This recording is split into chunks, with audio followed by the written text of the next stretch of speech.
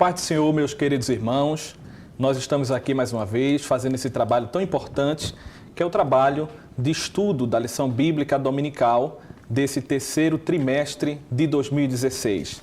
Esse trabalho é realizado pela Assembleia de Deus, Convenção Abreu Lima, aqui em Pernambuco, sob a presidência do pastor Roberto José dos Santos e também sob a orientação da Superintendência da Escola Bíblica Dominical, na pessoa do pastor Steven Ribeiro. Nesta feita, nós vamos estudar a lição bíblica de número 6, que tem como título A Evangelização dos Grupos Desafiadores. A Evangelização dos Grupos Desafiadores.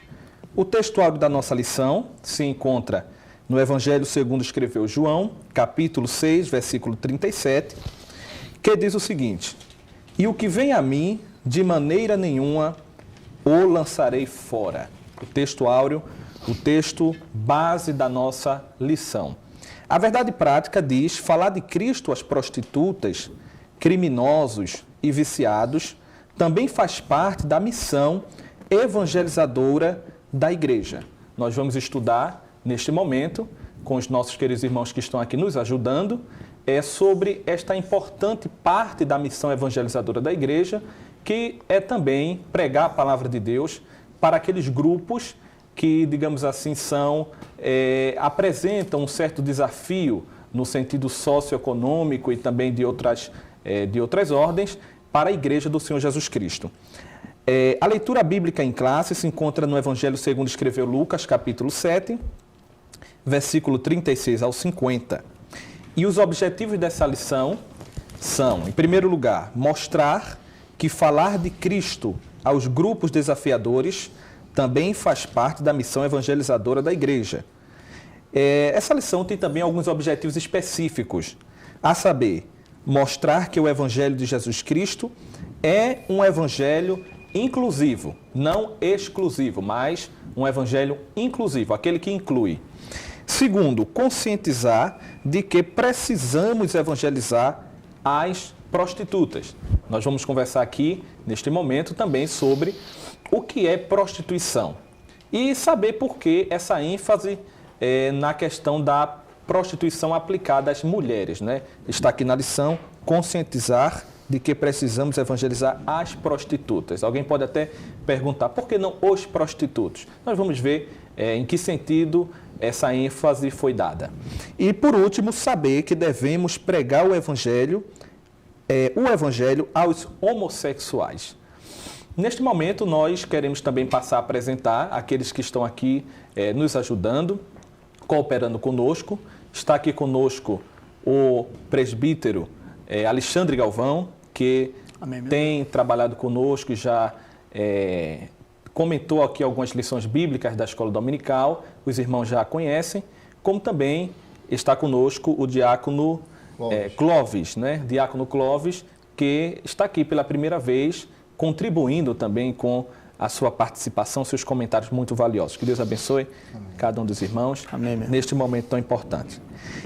Vamos, assim, começar, que essa lição é uma lição muito maravilhosa, muito rica, né? Tem muitos problemas aqui, de fato, desafiadores para nós encararmos aqui neste momento. E eu acredito que, em primeiro lugar, nós queremos saber aqui, de fato, o que é ou em que consiste esse desafio, né? E esse desafio é um desafio de quem e para quem, né? Alexandre, pode começar nos explicando isso daí. Qual a natureza desse desafio? É um prazer também estar com os irmãos, né?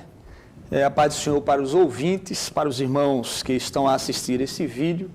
Temos hoje um tema bastante desafiador, né? O tema é a evangelização dos grupos desafiadores, mas a evangelização em si, ela já é um desafio. Sim. Tendo em vista, né, quando Jesus disse que por se multiplicar a iniquidade, o amor de muitos se esfriará. Então, a evangelização em si, ela já é um desafio. Mas, Leandro, eu acredito que, antes de responder qualquer pergunta, eu acho que seria interessante relembrarmos a primeira aula, né? Quando, na verdade, na primeira aula, foi definido sobre o que é evangelização. E lá Jesus, no capítulo 16, versículo 15, lá de Marcos, que foi o texto em apreço daquela aula, ele disse que devemos pregar o evangelho a toda a criatura, ir por todo mundo e pregar o evangelho a toda a criatura.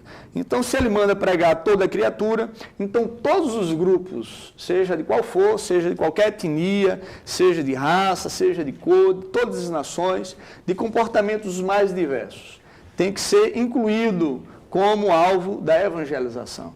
E hoje temos essa aula, a evangelização dos grupos desafiadores, não é? A verdade prática diz que devemos falar de Cristo às prostitutas, criminosos e viciados, pois eles também fazem parte da missão evangelizadora da igreja. Então, como diz o autor da lição, né, que no século XXI, que é conhecido hoje pelos estudiosos como a pós-modernidade ou pós-modernismo, na verdade temos um grande trabalho à frente. Já dizia um teólogo, Gresham Matter, ele vai dizer que, quando escreveu um livro acerca também de apologética, isso há um bom tempo atrás, ele disse que quando uma geração ela não faz o dever dela, a igreja em uma determinada geração não faz o dever dela, pregando o evangelho de Cristo, desmontando um sistema pecaminoso, uma cosmovisão anti-Deus na geração dela, a próxima geração ela vai sofrer muito mais para desmontar um sistema que se impõe.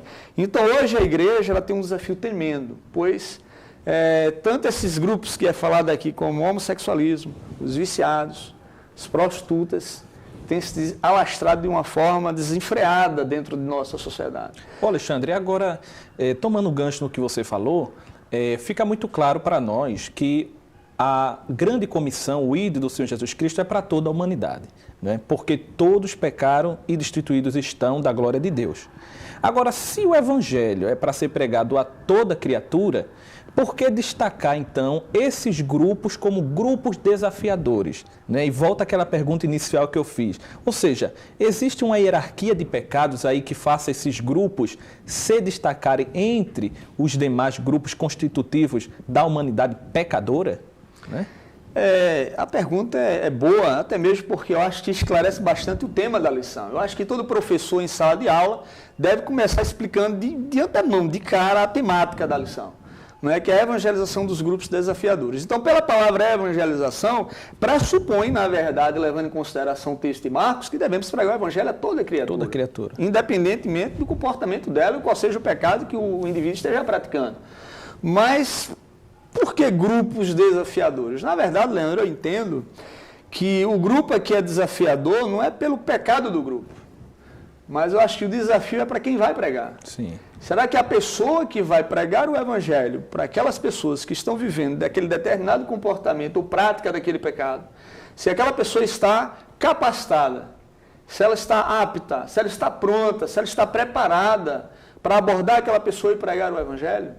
Não é? Então, acho que o desafio não é em si levando em consideração o comportamento da pessoa, mas se eu estou preparado para abordá-la, aquela pessoa que está vendo aquele pecado. Não que haja pecadinho ou pecadão, não é? Não é porque, por exemplo, hoje vivemos dentro de um contexto que há teologias mais diversas. Por exemplo, há grupos dentro da teologia da libertação que priorizam a evangelização dos pobres. Sim. Ora, e os ricos não precisam ser evangelizados, eles não são tão pecadores quanto os pobres. Então, na verdade, há grupos, há ministérios que dedicam-se a evangelizar determinados grupos como se os outros grupos não tivessem necessidade. Ora, um indivíduo que não está escravizado às drogas, ele, tanto quanto aquele que está escravizado às drogas, precisa de Jesus e precisa ouvir o evangelho de salvação. Tanto um quanto o outro. Agora, eu acredito que esses grupos desafiadores porque será que estamos preparados para pregar o evangelho para esses grupos? Eu acho que para início de conversa, muito bem. É isso aí, o caminho é mais ou menos isso. Muito bem, de fato é importante frisar que quando o evangelho do Senhor Jesus Cristo foi ministrado aqui na terra pelo próprio Senhor Jesus, né, a pregação do evangelho do reino, Jesus Cristo ele foi o grande paradigma, ele foi o grande exemplo, né, de evangelizador que inclui, segundo diz aqui esta lição. E dando continuidade, então, à temática da lição, o primeiro ponto da lição diz: Jesus anuncia o evangelho da inclusão, não é? E eu quero assim lançar uma pergunta ao diácono irmão Clóvis dentro deste primeiro ponto, não é? Jesus anuncia o evangelho da inclusão.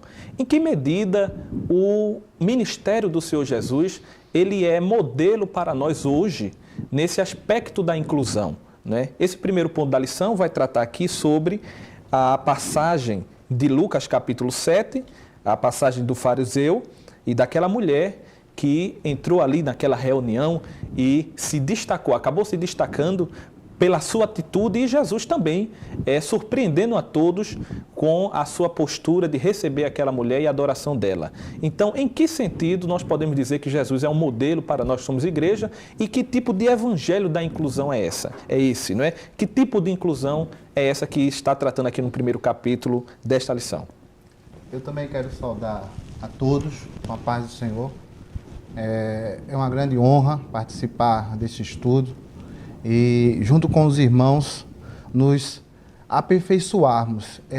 Quando o nosso querido Leandro fez essa pergunta e colocou como o comportamento de Cristo sendo um paradigma, né, algo a ser repetido, algo a ser interpretado na sua essência, né? O que é que está faltando, né, ou o que faltou, né, dentro daquele cenário para que houvesse realmente um aprimoramento? O que faltou diante dos olhos, né, de quem estavam naquele momento, naquele lugar, perceber realmente qual era a lição importante. Eu acredito que é a essência. E o que é essa essência? O que é a essência do Evangelho? O que é a essência desse ensinamento que ele brota, que ele cresce como um grão de mostarda, mesmo sendo pequeno, né? Mas quando cresce, torna-se o maior dos vegetais ou o maior das hortaliças. Então, esse paradigma é o amor. É o amor, é o respeito, é o cuidado com o próximo. Então, quando Cristo recebe a abordagem daquela mulher desesperada, chorando, né, carente de carinho, de amor, de cuidado, de afeição, ele não olha ali para uma prostituta, para uma mulher com o pecado maior do mundo, mas olha como um ser humano, uma pessoa carente de carinho, de cuidado, de inclusão, né? E dessa feita, o que ele faz é recebê-la, né? Porque assim como o texto áureo diz, aquele que vem a mim, de forma alguma o lançarei fora. Então, em meio assim ao evangelho hoje que é televisionado, que hoje temos tantos meios de comunicação, né, para transpor essa mensagem poderosa do evangelho, em meio a tanta tecnologia, em meio ao poder de Deus, a gente não pode fazer com que o evangelho ele seja mais eficaz, ele tenha mais resultado, porque isso não está na nossa mão. Mas eu acho que o papel da igreja hoje, né, como era também antes, era transformar essa mensagem em algo mais eficiente, ou seja, os meios. É como nas lições passadas, onde falou sobre o profeta Jonas e a sua estratégia, que a Nínive tinha 40 dias para ser destruída, e ele ali procura de forma ali mais eficiente atingir o maior número de pessoas possível. Assim como Deus escolhe também na questão do Pentecoste, onde ali o poder de Deus vai se revelar, o batismo com o Espírito Santo, mas uma festa onde vai se reunir muitas pessoas. Então, eu acredito que essa mensagem, na sua essência, esse é o paradigma. Esse é algo que tem que ser repetido, é o amor, é o carinho, é olhar para o próximo como ser humano, né? Amar a Deus acima de todas as coisas e ao próximo como a si mesmo. Esse é o paradigma. Amém. Agora, também, Alexandre, nós vemos aqui nesta passagem de Lucas capítulo 7, pelo menos 3 personagens, não é? O diácono irmão Clóvis falou de forma muito importante, né, muito conveniente, dizendo que, de fato, o amor foi o grande paradigma do ministério de Jesus. Isso também não quer dizer que um evangelho inclusivo seja um evangelho tolerante com o pecado, né? Nós temos que também salientar isso, que o evangelho inclusivo, que aqui se fala, inclusive entre aspas, não quer dizer que você vai dizer, vinde como estais e permaneça como estais, né? E fique da forma que você chegou. Não, o evangelho, ele tanto é amor de Deus demonstrado no sacrifício de Cristo da sua expiação pela humanidade, como também a justiça de Deus na condenação do pecado e do pecador que não se arrepende do seu caminho. Mas essa passagem de Lucas capítulo 7 é muito interessante. Eu queria também que Alexandre trouxesse aqui algumas colocações e trazendo para os nossos dias a que se refere, digamos assim, de forma analógica, a figura do fariseu, né, que aparece aqui como o incluído. O primeiro subponto do primeiro ponto fala da reação do fariseu, o incluído.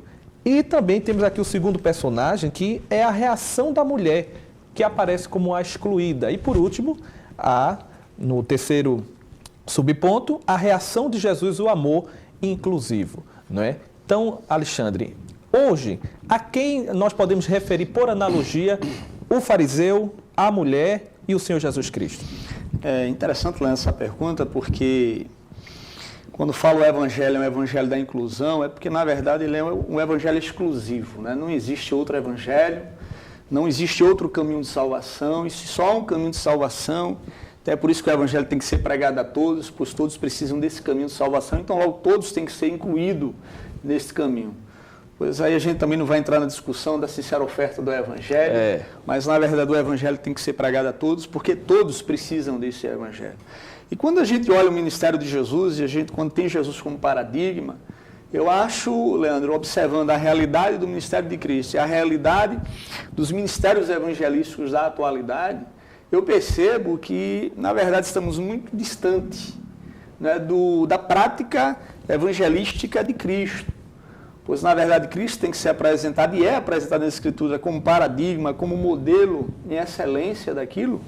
No entanto, eu lembro de uma vez que eu estava pregando e eu fiz essa pergunta à igreja. Eu pregava no texto lá de Marcos, quando Levi, ele entrega a vida a Cristo, na realidade Mateus, que era publicano, que era cobrador de impostos, trabalhava para o governo romano e era considerado traidor da pátria, e ele entrega a vida a Jesus e ele agora vai ser discípulo de Jesus. E ele faz um culto de ação de graça na casa dele, chama pecadores e prostitutas, e Jesus está sentado à mesa com esse pessoal. E está ali na mesa, publicanos, prostitutas, pecadores. Então, essa galera todinha estava lá. Esses grupos desafiadores estavam lá na mesa de Jesus. E Jesus também. E Jesus estava lá na mesa. E a pergunta que eu fiz lá é que se a igreja... E eu perguntei, irmão, se você estivesse lá, você gostaria de participar dessa mesa? Então, Leandro, eu observo que hoje vivemos, na verdade, infelizmente, um evangelho praticado por muitos, mas que, na verdade, é um evangelho da exclusão e não da inclusão. E se hoje a gente está falando de evangelização de grupos desafiadores, é porque, devido, às vezes, à falta estrutural de nossos ministérios, às vezes a gente termina excluindo alguns grupos, sim, como se aqueles grupos não tivessem necessidade de ser incluídos. Sim. Porém, Jesus Cristo, ele abraçava todos. Claro, era inclusivo no sentido do pecador em si, mas não do pecado dele. Agora, todo mundo tinha lugar na mesa de Jesus. Seja rico, seja pobre, seja preto, seja branco, seja hétero ou seja homossexual.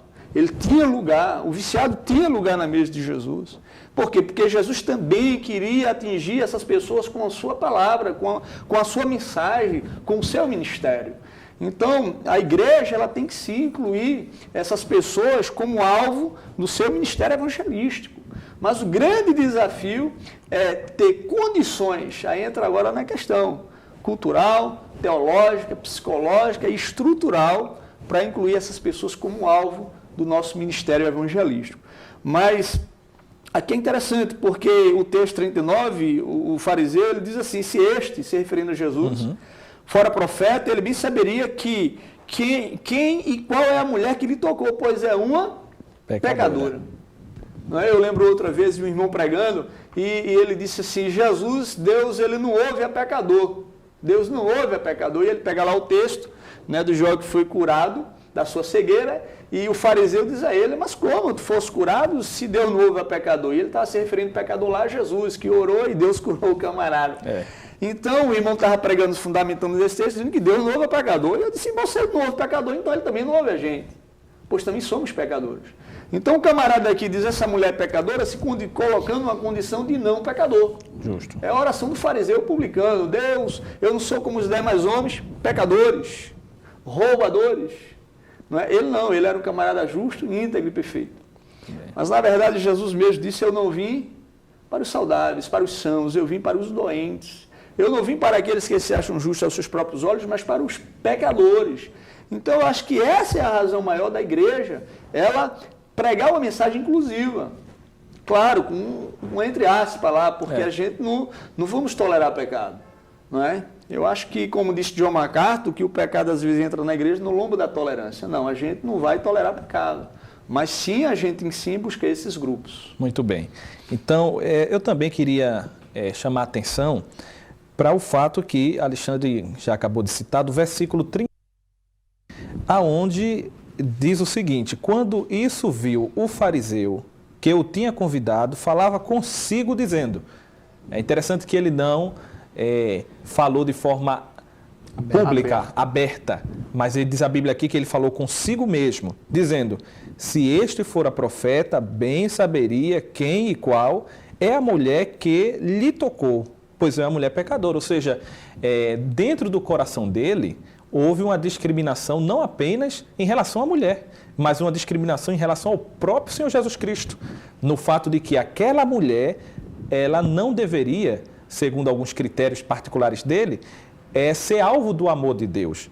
E, de certa forma, à medida que ele excluía aquela mulher como pecadora, ele também se incluía em uma categoria de não pecador.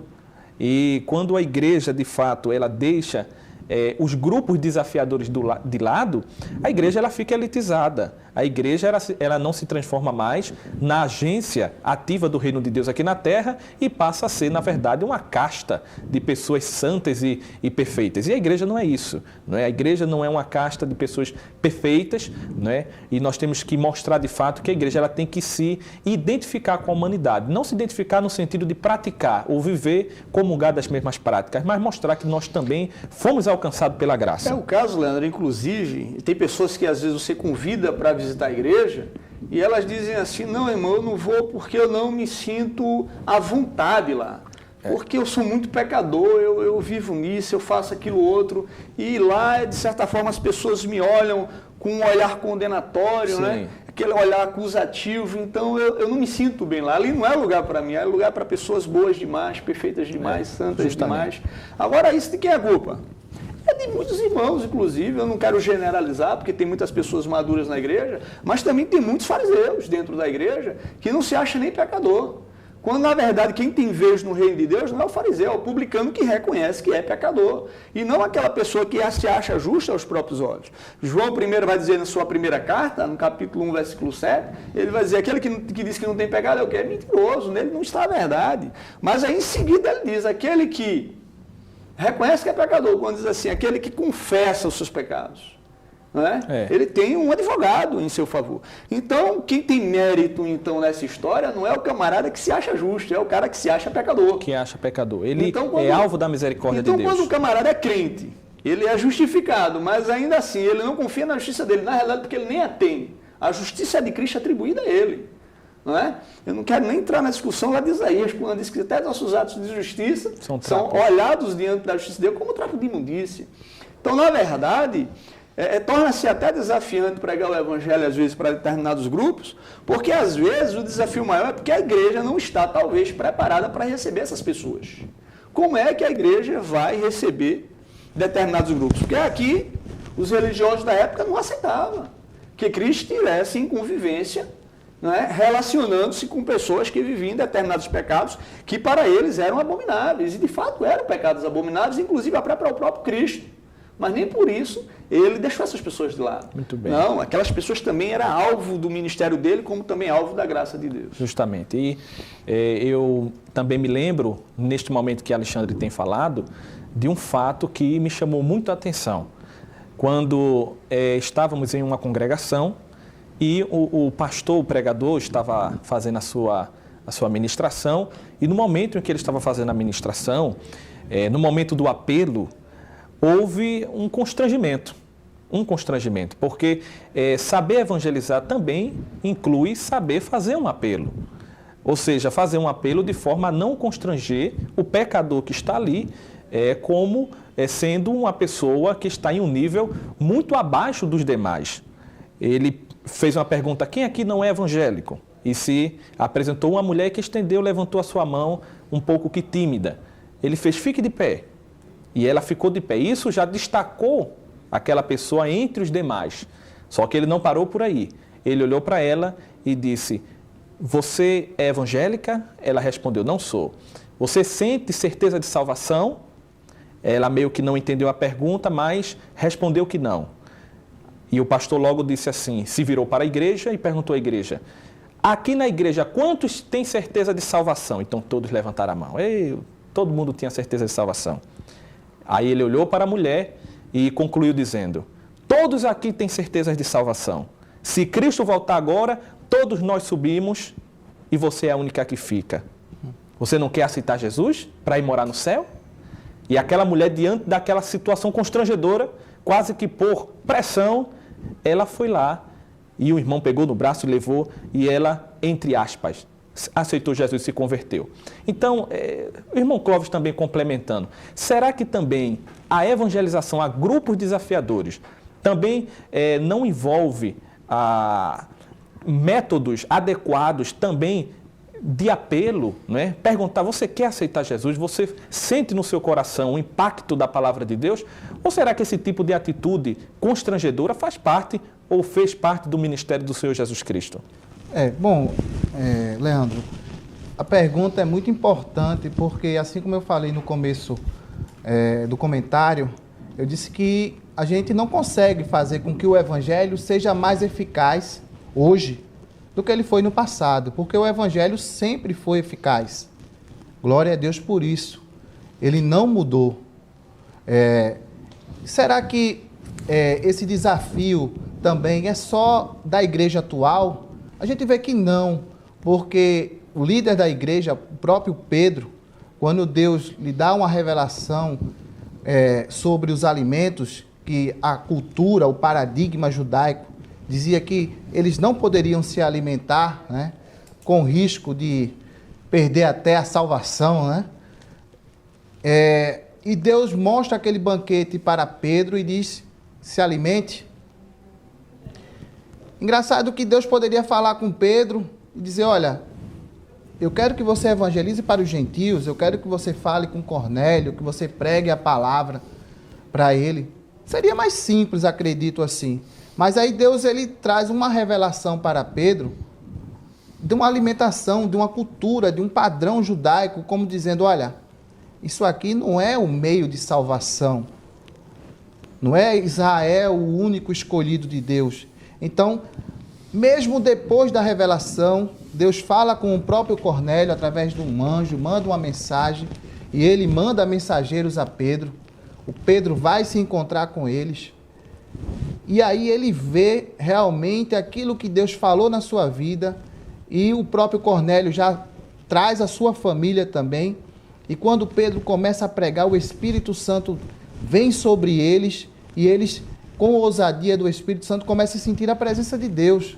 Mas mesmo em um momento desse, onde a palavra se mostra eficaz, onde o evangelho continua sendo eficaz, Pedro logo é cercado por judeus, que começam agora a indagar o que é que ele estava fazendo.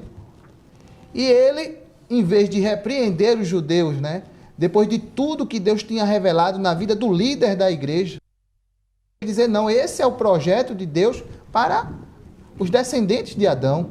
Glória a Deus. Pedro diz não, ele começa agora a se justificar. Ele começa a dizer agora: não, olha, eu estava pregando, eu tive uma visão, né? Deus falou comigo, mandou eu ir para lá, e quando eu comecei a pregar, o Espírito Santo veio sobre nós, sobre eles e sobre mim. Então, veja que esse preconceito, né, não é uma coisa atual. É um paradigma a ser quebrado? É algo a ser mudado? Mas, assim, é algo que a gente tem que lutar contra isso. A gente fala dos judeus, né? Fala da questão dos fariseus, mas até em que ponto eu, Clóvis, não sou também um pouquinho de fariseu? Não sou um pouquinho da cultura judaica, achando que a minha forma de ver e de pensar é que é a correta. Okay. E foi isso que Deus quis quebrar com Pedro, esse paradigma, essa forma, e incluir essas novas gerações. Ok. Alexandre, tem algum acréscimo? Assim, essa questão, Leandro, da abordagem, ela é importante, né? Da forma de abordar os desafiadores grupos que precisam também ser alcançados pelo Evangelho. Nossa lição vai falar, segundo ponto, o Evangelho às prostitutas. O terceiro ponto, o Evangelho aos homossexuais. O quarto ponto, o Evangelho aos criminosos. E o quinto ponto, o Evangelho aos viciados. Então a gente tem distintos grupos, mas é um único Evangelho, né? Então a abordagem, eu acredito que pode ser diferenciada, porém a mensagem tem que ser a mesma. Afinal de contas, as necessidades espirituais desses diversos grupos é a mesma, é Deus, né? A gente faz lembrar da história do paralítico de Cafarnaum, que o pessoal os amigos dele levam ele até Jesus e ele estava paralítico. E chegando lá, talvez todo mundo olhasse para ele e achasse que a maior necessidade dele fosse a cura, né, da sua paralisia, mas Jesus diz: filho, perdoados são os pecados. Então, na verdade, a verdadeira necessidade dele não era a cura física, mas a cura espiritual. Verdade. Então aqui a gente observa isso, que o evangelho a ser pregado a esses grupos é o mesmo evangelho. Então, o que é o evangelho? Então, acho que pregar o evangelho, essencialmente, é demonstrar e falar do caráter santo e perfeito de Deus, o caráter justo de Deus, demonstrar que o homem é pecador e ele carece de Deus porque é pecador, ele transgrediu a lei de Deus, está vivendo em desconformidade à lei de Deus, e depois mostrar o plano salvífico na cruz, onde Cristo vem ao mundo para morrer por aquele pecador. Então o evangelho tem que ser o mesmo. Então eu não posso, em momento algum, mudar o discurso. Se eu mudei o grupo, então eu mudo o discurso. Não, o discurso tem que ser o mesmo. O evangelho é só um.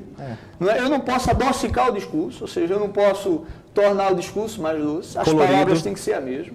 Não posso colorir, não posso maquiar, eu não posso amenizar. Evangelho é um só tem uma mensagem de salvação, não tem outra. Então eu tenho que dizer que pecado é pecado, homossexualismo é pecado, as drogas é pecado, você viciar, o vício é pecado, a criminalidade é pecado, prostituição é pecado. Então o discurso é o mesmo. Eu tenho que chamar pecado de pecado e dizer que Deus é justo, odeia aquele pecado, e aquela pessoa corre um sério risco de ir para o inferno devido aos seus pecados, e a mostrar a ela a salvação em Cristo. O plano redentor de Deus na cruz. Então o evangelho tem que ser pregado. No entanto, eu acredito que você pode trabalhar abordagens diferentes, porque esses diversos grupos, eles têm necessidades talvez psicológicas e sociais diferentes. A necessidade espiritual é a mesma, é por isso que o evangelho ele tem que ser o mesmo. Agora, a abordagem talvez com o viciado para o homossexual talvez seja uma abordagem diferente, porque as necessidades são diferentes. Então, uma pessoa que estava presa ao pecado da homossexualidade, ela tem que ter, claro, um acompanhamento tanto espiritual como psicológico. Tem que ver profissionais, às vezes até capacitados, para aconselhar aquela pessoa dentro de uma perspectiva até mesmo social. Sim. Então, o desafio é, estamos preparados para se uma pessoa que até então via na prática da homossexualidade, dizer: eu quero Jesus, estou aqui na igreja. Mas aí entra agora a grande diferença entre o que ele era e o que ele agora é. Porque antes ele era pecador, praticando o pecado da homossexualidade. Agora, ele é crente em Jesus Cristo e agora entrou num processo de santificação. Mas esse processo tem que ser acompanhado em aconselhamento, oração, né? E aconselhamento tanto espiritual como psicológico, pois agora é a cabeça, principalmente se for um adolescente. Então tem que haver um acompanhamento. Agora, uma pessoa que via presa às drogas, tem que ser acompanhado também? Sim, e as necessidades talvez sejam outras. Talvez até de medicações, não sei. Não sou especialista ainda na área, é um desafio até para mim. Então, eu acredito que a abordagem ela pode diferenciar dependendo Muito bem. Ou seja, o Evangelho do nosso Senhor Jesus Cristo não é apenas um anúncio, é também uma integração. Ou seja, à medida que nós pregamos o Evangelho, fazemos a exposição das verdades eternas do Reino de Deus, nós também temos que, num segundo momento, integrar essas pessoas. Então, meus queridos irmãos, parece que o nosso desafio ele é um duplo desafio. O primeiro desafio é pregar o Evangelho a esses múltiplos, plurais e tão distintos grupos que são desafiadores, mantendo a unidade e a legitimidade do Evangelho do nosso Senhor Jesus Cristo, como também a partir do momento que eles se convertem e aderem a essa mensagem, também incluí-los, integrá-los na igreja do nosso Senhor Jesus Cristo, não apenas no reino de Deus, não é? A pessoa aceita Cristo e dali para frente é ela que se vire, não é assim. O Espírito Santo que faça tudo, não é assim. Nós que somos a igreja de Deus, fazemos parte de uma igreja local, temos que dar toda uma estrutura, né? Como o Alexandre também acabou de fazer referência, uma estrutura que não é apenas uma estrutura, digamos assim, espiritual, mas também, se for necessário, uma estrutura também psicológica, secular, para ajudar aquela pessoa no desenvolvimento desta sua nova vida, esse novo nascimento. Mas nós vamos entrar agora na parte, digamos assim, mais desafiadora da lição, que são, de fato, quais grupos nós estamos nos referindo quando falamos de grupos desafiadores. Ou seja, Alexandre fez a citação aqui de grupos desafiadores, como no segundo ponto fala o evangelho às prostitutas, não é? Nós também vamos falar aqui sobre o evangelho aos homossexuais, evangelho aos criminosos e o evangelho aos viciados. Mas sobre a questão do evangelho às prostitutas, não é? Ele coloca aqui, por que evangelizar as prostitutas? Como evangelizar as prostitutas? E antes de passar a palavra, eu acho interessante também fazer uma observação que só pelo fato de estarmos tratando deste problema, né? O evangelho às prostitutas. Por que evangelizar as prostitutas? Isso daqui já, de certa forma, implica em que há um problema subjacente a esta pergunta. Porque quando eu pergunto por que evangelizar as prostitutas, essa pergunta ela só pode ter sentido porque, para alguém, evangelizar as prostitutas seria algo assim desafiador ou algo constrangedor até mesmo, dizendo, né? Então, o que seria então, ou como seria a pregação do evangelho a essas prostitutas? Ou melhor dizendo, né? O que é esta prostituição, não é? Eu queria passar a palavra para o irmão Clóvis e depois também queria ouvir nosso irmão Alexandre. A questão da prostituição, a Bíblia trata sobre a prostituição, que é todo sexo fora do casamento, né? Então, todo sexo, né, que é praticado fora do casamento seria considerado prostituição. E muitos dizem, não, mas a prostituição é a profissão mais antiga do mundo, né? A Bíblia não diz isso, a Bíblia diz que a profissão mais antiga do mundo é agropecuária e metalúrgica, né? Que era quando era fundido o ouro, o metal. E pela questão, né, da dificuldade do comportamento, essa própria mulher que ela se agarra aos pés de Jesus é algo inconcebível, porque os próprios rabinos, né, eles nem conversavam com mulheres em público. Daí então uma prostituta que se agarra aos pés do mestre. Então, para hoje, esse sentimento ele não mudou. Ele continua o mesmo sentimento de percepção social, porque é algo que foge do comportamento. E é natural até que as pessoas pensem assim, porque foram educadas para pensar dessa forma. Como é que eu agora, depois de adulto, vou mudar a minha concepção? Mas aí a luz da Bíblia mostra que o amor de Cristo, o amor da igreja tem que superar e muito essa coisa da percepção pura e simplesmente social. Ela tem que ver realmente a necessidade das vidas, o respeito, né, ao indivíduo, não ao pecado, como o nosso irmão Leandro até salientou, né, porque realmente a prática do pecado não pode ser tolerada, mas tem que ser olhado as vidas como pessoas que precisam e que dependem realmente de uma palavra, não somente de uma palavra, de um gesto, mas realmente do auxílio da igreja. E aí vem, como muito se falou aqui, se realmente a gente só na teoria não resolve muita coisa. Eu sou contrário a isso. Eu acho que quando a gente começa a falar, porque as coisas começam nas ideias, começam no pensamento. Então, quando a gente começa agora a conversar, a colocar isso em xeque, então algo está mudando. Não somente na teoria, mas no pensamento da igreja. Eu dou glória a Deus por isso, porque é nas ideias, é no pensamento, onde as coisas começam a se concretizar. Então, primeiro vem as ideias, e as ideias estão vindo, está se comentando, e logo, logo, em nome de Jesus, os projetos, esses projetos estruturais vão começar a acontecer. É assim que eu penso. Muito bem. Alexandre, eu queria também que você complementasse essa questão. Nosso irmão Clóvis falou de prostituição, né, e deu ênfase ao fato do sexo fora do casamento. Mas a questão da palavra prostituição, como aparece na Bíblia, será que ela não envolve no seu escopo outros tipos também de práticas que podem ser classificadas como também prostituição? Claro, todo tipo de relação, né, sexual que contraria aquilo que Deus designa nas Escrituras é pecado, é prostituição. Por exemplo, a fornicação é uma relação sexual entre duas pessoas que não são casadas e é pecado. De forma consentida, né? Inclusive. O homossexualismo em si, a Bíblia classifica todos esses tipos de pecado, adultério, homossexualismo, bestialidade e outros pecados. A pornografia também. Pornografia, todos eles, impureza, inclusive é chamada de porneia ou prostituição pelas Escrituras.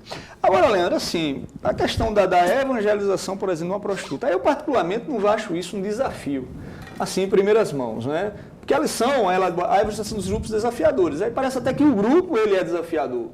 Porque, puxa, eu vou pregar o evangelho para uma prostituta, rapaz, será? Talvez fosse problema para o fariseu lá da época de Jesus, não queria nem tocar nela.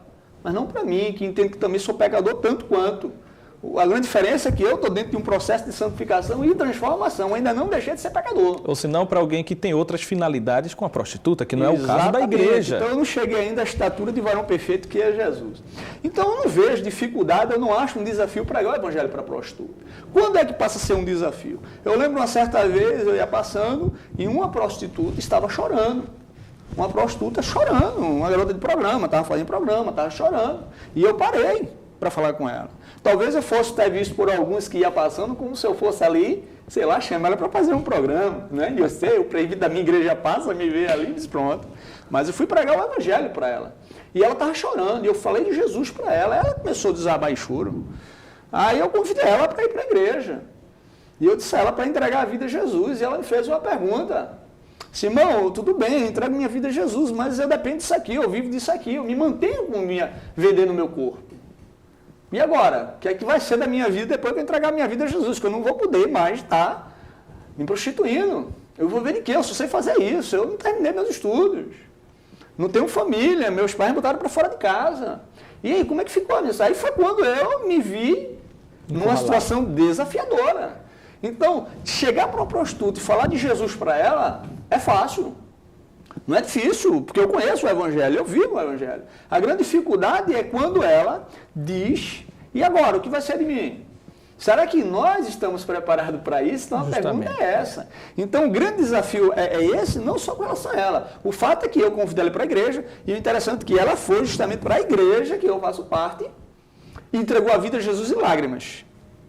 E depois nunca mais eu vi essa mulher, porque os pais dela moram em Fortaleza e ia voltar para casa. Não sei. Mas a grande questão é o seguinte, eu preguei o evangelho para ela, ela entregou a vida a Jesus. E daí? A estrutura. A pergunta é, se ela morasse ali, no bairro que eu moro, e fizesse fazendo parte da minha igreja, será que minha igreja ela tem estrutura para acompanhar aquela pessoa e dar a ela assistência devida? Mas, na verdade, essa pergunta não se estende só a ela, mas a todos os grupos desafiadores. Entende, irmãos? Agora, então, eu acho que o grande problema, eu inclusive, Leandro, eu estava fazendo uma pesquisa e tem um blog chamado Sexualidade e Restauração. Sim. E, na verdade, nesse blog havia uma enquete, a qual eu participei. E a pergunta dessa enquete era, sua igreja está preparada para receber pessoas que desejam sair, e aqui ele bota, da homossexualidade, aqui poderia ser, queria sair das drogas, queria sair de uma vida de prostituição ou da criminalidade. Então a sua igreja está preparada para receber pessoas que desejam sair desse grupo e agora participar do grupo de Cristo. E a resposta foi que 12% das pessoas que participaram daquela enquete disseram sim. 28% disseram somente alguns irmãos estão preparados. E 60%, inclusive eu, estou aqui incluído nesse 60%, disse que não, a igreja, infelizmente, não está preparada para atender esse tipo de pessoas. Talvez algumas igrejas sim, porém a minha não. A verdade seja dita. Porque, na verdade, Leandro, a gente parece que só está preocupado em fazer a primeira parte do que Jesus fez. Filho, perdoados são os teus pecados. Ah, o cara, amém, Jesus, obrigado. Mas, Senhor, e a cura aqui das minhas pernas? Não, isso aí tu resolve de outra forma, que a minha parte eu já fiz, que era só pregar o evangelho para você.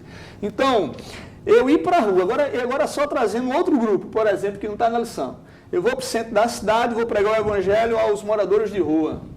Aí o camarada está morando debaixo da marquise, é pedinte, morador de rua, chovendo, e eu digo a ele que Jesus é Salvador e falo para ele da salvação em Cristo, e ele diz, eu quero aceitar Jesus, em lágrimas entrega a vida a Cristo. Termina aquele trabalho que eu faço. Pai do Senhor, meu irmão, fique na paz, vou dormir na minha cama no quentinho, deixo meu irmão na marquise, no meio da rua. E aí? O apóstolo Paulo, quando Onésimo entregou a vida a Jesus, Onésimo era escravo. Paulo disse, não, Onésimo, espera aí, tu vai voltar para casa? Vai. Deixa eu escrever aqui uma carta para Filemão, para ele te receber agora como irmão. Então, Paulo estava preocupado não só com a alma, mas também com o lado social da vida do indivíduo. Então, a pergunta é, será que a igreja está preparada para evangelizar a prostituta e no sentido de ela convertendo, se a igreja tem uma estrutura para atender essa pessoa? Muito bem. E seja o homossexual, o viciado, o criminoso. Então, Leandro, eu acho que é um tema bastante interessante para tratarmos e pensarmos nossas práticas. Certo. E o que eu acho interessante é que a lição ela coloca aqui que o maior exemplo de inclusão foi dado pelo próprio Senhor Jesus Cristo, aonde na própria genealogia do Messias nós vemos ali mulheres que aparecem, né? Mulheres que inclusive tiveram uma vida envolvidas com a prostituição, mas que estavam ali, foram impactadas com algum encontro sobrenatural com Deus e estão ali registradas na genealogia de Cristo, não é? Mulheres que foram tidas inclusive como heroínas de fé, como aparece, por exemplo, em Hebreus, se referindo, por exemplo, a Raabe, aquela mulher corajosa que abriu as portas da sua casa para receber os espias. Mas antes de nós prosseguirmos para falar sobre também o evangelho pregado aos homossexuais, é importante também desmistificar o espantalho que foi criado pela própria sociedade em torno da própria questão da prostituição. A prostituição, como já foi falado aqui, não é um tipo de prática que está relacionada apenas a um contexto socioeconômico desfavorável, ou seja, aquelas pessoas que, como todos nós sabemos, vivem na cidade, né, pelos becos e pelos valados, pelos atalhos, vendendo seus corpos por pouca monta de dinheiro, por migalhas. Não, né? Eu acho interessante que na nossa sociedade impera uma hipocrisia tamanha, né? E dizem, bem, prostituta é aquela que vende o corpo na beira da BR, onde, na verdade, também aquela que, por exemplo, é uma atriz famosa de uma rede de televisão como a Rede Globo e que está ali fazendo sexo explícito na televisão e o marido está em casa com os filhos e ela está fazendo sexo explícito com outros homens, aquilo ali também, obviamente, é uma prostituição. É irrefragável, né? Isso é óbvio, é ululante, é gritante o fato de que ali está acontecendo uma prostituição, mas como a prática acontece em camadas altas da sociedade, normalmente as pessoas não dizem que aquilo ali é uma prostituição, se diz que é uma atriz, né? E quando as pessoas encontram atrizes, né, que vendem os seus corpos para se prostituir de forma pública, tiram até fotos, né? Tiram fotos e dizem, olha aqui que eu encontrei, e às vezes se encontra no aeroporto e bate foto, bota no Facebook, inclusive pessoas cristãs, né? E aquela mulher é uma prostituta que está ali, mas ninguém diz que é uma prostituta, é uma atriz, né? Uma atriz, é algo muito... Então, assim, de fato, a questão é que o pecado, ele é pecado. Independente se você está praticando o seu pecado por causa de muito dinheiro ou pouco dinheiro, ele continua sendo muito pecado. E antes de entrarmos para a questão do homossexualismo, eu trouxe aqui também para mostrar aos irmãos este livro aqui, que é um livro muito interessante, muito importante. Esse livro aqui é A Família no Antigo Testamento. Eu quero recomendar aos irmãos que possam adquirir este livro, pela nossa casa publicadora CPAD, escrito pelo pastor Esdras Costa Bento. Este livro, ele tem um capítulo muito interessante que pode sanar algumas dúvidas, que aqui o tempo é muito exíguo e nós não temos tempo para entrar em todos os pormenores. E alguém até pode perguntar, mas por que falar tanto de prostitutas, não falar de prostitutos? A Bíblia tem alguns textos que também se referem a prostitutos, inclusive com a palavra no hebraico, traduzida literalmente, significa cão. Cão. Homens que se dão à prostituição são tratados no Antigo Testamento como cães. Isso está aqui neste livro, e eu vou recomendar aqui o capítulo, onde ele fala sobre a questão da prostituição no Antigo Testamento, sexo, né? A prostituição secular e sagrada, que é o 9º capítulo deste livro. Ele fala muito, de forma exaustiva, muito interessante sobre a questão da prostituição. Nós não vamos entrar porque o tempo não dá. Agora, sobre a questão do evangelho aos homossexuais, e nós também já podemos aqui incluir também a questão do evangelho pregado aos criminosos, não é aqui, não é? Não porque o homossexualismo seja um crime, porque de fato não é. Nós temos que, de fato, dizer e deixar claro que nós, como cristãos, defendemos a liberdade que o ser humano tem para fazer da sua vida o que ele bem entender. Inclusive, se quiser ser um homossexual, ele tem liberdade para isto. Agora, o fato é que a ordem do discurso que nós estamos aqui tratando é uma ordem teológica, ou seja, a prática do homossexualismo, que isso é uma prática comportamental, é algo vista por Deus como algo pecaminoso. Não é porque alguém, de repente, sente prazer anal que ele está em um nível maior na sociedade e deve ser visto com privilégio. Não, nada disso. O homossexual, ele é um homem comum, ou pode ser também uma mulher, mas que vive uma vida de pecado e deve deixar o seu pecado, e nós temos que também ter uma atenção na pregação do evangelho a esse tipo de pessoas. Então, como, então, pregar o evangelho para os homossexuais? A lição aqui fala de Corinto, Alexandre. Como é que a gente pode abordar homossexuais? E aqui homossexuais englobando toda aquela nomenclatura tão complexa, né? LGBT e é tanta coisa, né? Às vezes são transexuais, transexes, travestis, e lá vai. E como é que nós podemos abordar esse povo, né, com o evangelho de Jesus Cristo? Eu repito, né, Leandro? É aquela história, o evangelho é o mesmo. A mensagem é a mesma. Então a ideia é, se eu vou pregar o evangelho para ele e dizer que ele está numa vida de pecado, na verdade eu prego para ele como vou pregar para qualquer outro. Aí volta para aquela questão. O desafio está, agora talvez eu nem tenha uma estrutura, mas às vezes tem uma estrutura até cultural, e até psicológica, e até a ideia de conceitual da igreja. Porque, por exemplo, um camarada que vivia uma vida de pecado na homossexualidade diz, eu quero Jesus. O evangelho tem poder de transformar. Então, isso eu já estou pressupondo que homossexualidade não é uma doença, o indivíduo não nasceu assim, não é uma questão comportamental, como você bem disse. Então, se é uma questão comportamental, ele pode abandonar aquele comportamento para ver o comportamento segundo o padrão de Deus. Agora, a grande questão e desafio é, a igreja, como vai receber essa pessoa no seu seio? Não é? Uma pessoa que agora ele é um ex-homossexual. Mas, sei lá, o camarada, ele era um travesti, ou então tinha seios, e agora ele aceitou Jesus. Como essa pessoa vai ser vista dentro da igreja? Há espaço para essa pessoa dentro da igreja? Ele agora, como um crente, deixou a prática homossexual de lado, mas agora ele entra num processo de santificação. Não é? E a igreja vai ter que acompanhá-lo e até recebê-lo. Né? Tem que ter uma recepção calorosa e amorosa.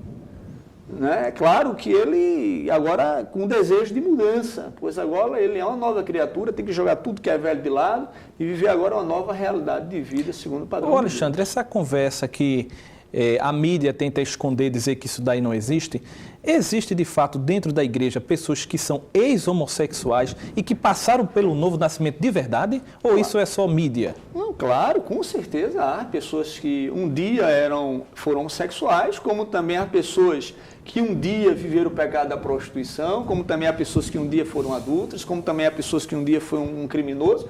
É a grande questão, eu não posso classificar o pecado da homossexualidade diferente dos outros tipos de pecado. Alguém diz assim, não, mas aí Deus considera o pecado da homossexualidade como uma abominação. Ora, mas aí em Provérbios também, a Bíblia diz que há 7 pecados, 6 pecados que o Senhor odeia, mas o último Deus abomina.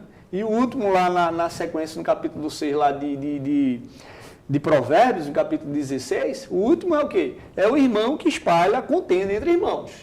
Então Deus considera o irmão que espalha a contenda entre irmãos como abominação. Não é? Então eu não posso colocar o pecado da sodomia ou da homossexualidade como um pecado a ponto de excluir o indivíduo e não tem jeito para ele. Não tem jeito sim, o Evangelho de Cristo é poderoso para transformar qualquer pecador e libertá-lo do seu pecado. Muito bem. Não é? Então, nessa perspectiva, eu entendo que todos, sem exceção, independente da prática do pecado, seja lá qual for, pode participar do reino de Deus. Muito bem. E caminhando para o fim desta lição, irmão Clóvis, nós também vamos falar aqui sobre o evangelho aos criminosos, né? O evangelho aos criminosos nós podemos também aqui englobar também, porque é algo que está muito relacionado, o crime e o vício. O vício e o crime. São coisas que andam de forma de mãos dadas. Então, como também eu repito mais uma vez a mesma linha de raciocínio, como então fazer a exposição do Evangelho, não apenas a exposição do Evangelho, como integrar essas pessoas na igreja, essas pessoas que vivem uma vida de criminalidade, muitas vezes uma vida de vício. Um grande desafio aí, como o irmão Leandro colocou, é essa questão da integração. A gente pode ver que não é do pecador que se arrepende, porque na consciência dele eu me arrependi e vou para a igreja me socializar porque eu reconheci que sou um miserável pecador e preciso de Cristo. O grande desafio é a igreja. Como é que a gente vai receber essas pessoas? Como é que a gente vai se socializar com essas pessoas? Será que, de fato, eu vou olhar para o pecado que ela cometia ou para o indivíduo? Não estamos falando de aceitar o pecado do indivíduo, mas o pecador.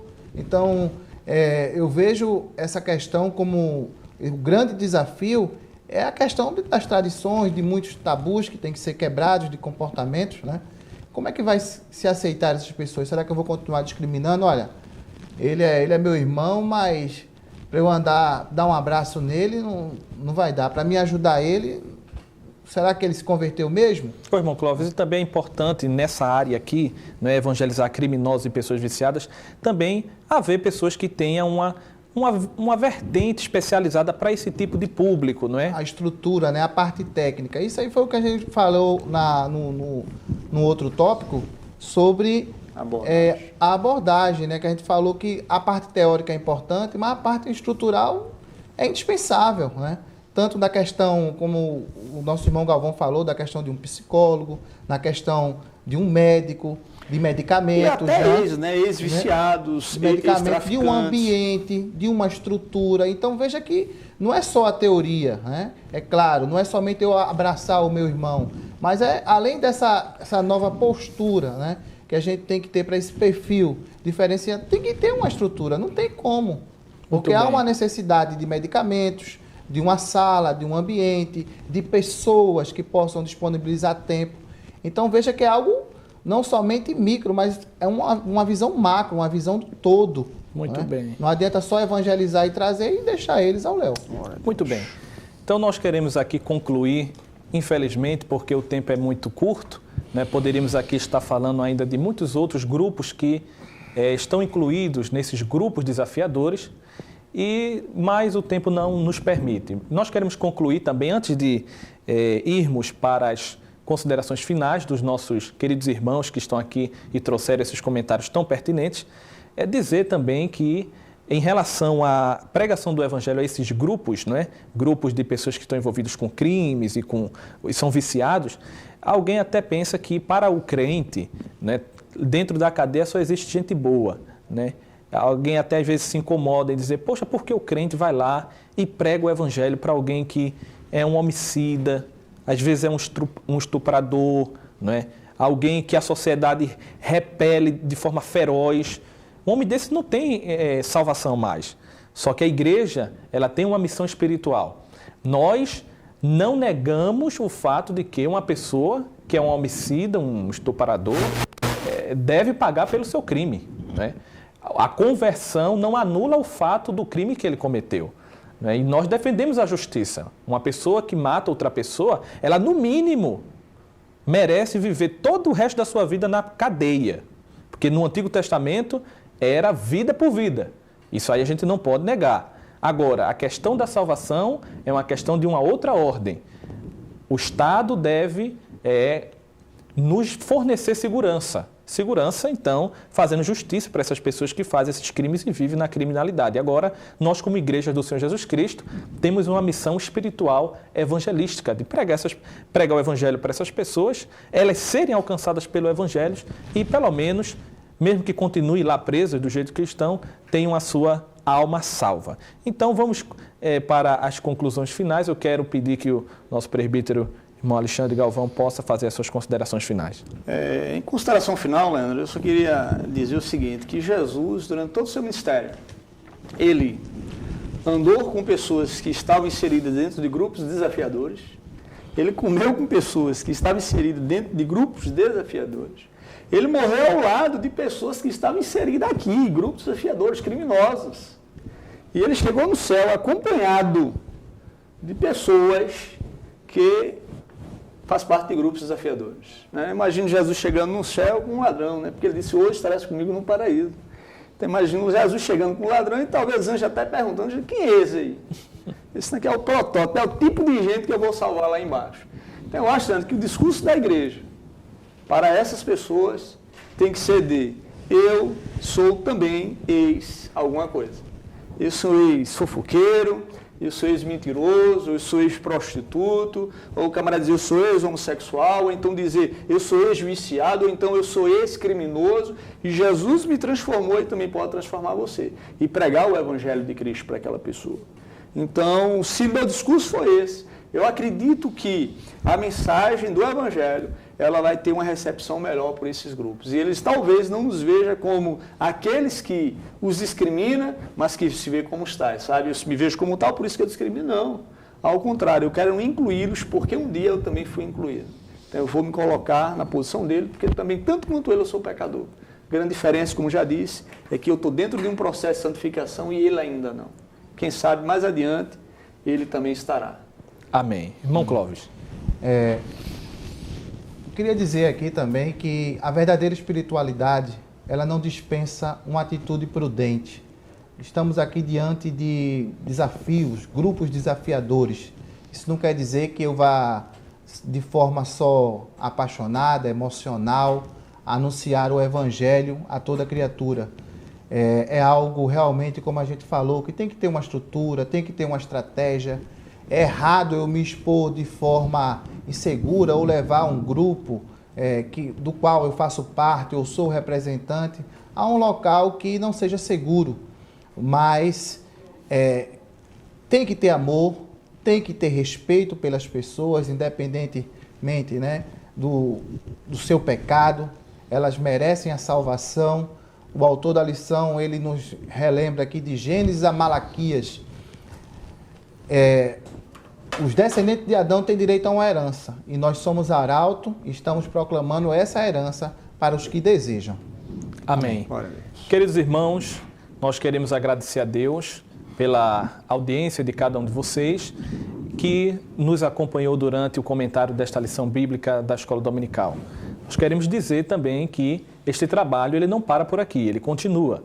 Nós estaremos sempre fazendo este trabalho, não é, com outras pessoas, obviamente, e dando continuidade ao conteúdo bíblico desta lição da Escola Dominical, se Cristo assim não voltar. Que você possa continuar nos acompanhando pelas redes sociais, não é, pelo YouTube, sempre curtindo, divulgando na igreja que você ensina como professor da Escola Dominical, divulgue isto, não é? Passe à frente para que os alunos possam, durante a semana também, assim como o professor, ter esse subsídio e chegar lá na Escola Dominical já com alguma noção mais aprofundada da temática e assim desenvolver uma aula mais proveitosa. Que Deus em Cristo continue abençoando a cada um dos irmãos. Esta é nossa oração, hoje e sempre. Amém.